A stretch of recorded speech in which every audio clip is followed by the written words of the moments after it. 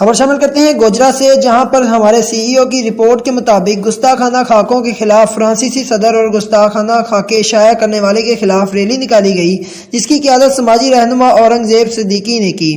Rally میں Faisal colony, Ayub colony, Javed colony اور شریف آباد کے لوگوں نے کثیر تعداد میں شرکت کی۔ شرکاء ریلی سے خطاب کرتے ہوئے مقررین نے کہا کہ ہم وجہ کائنات آقا دو جہاں حضرت محمد مصطفیٰ صلی اللہ علیہ وآلہ وسلم کی شان میں گستاخی کسی صورت برداشت نہیں کر سکتے۔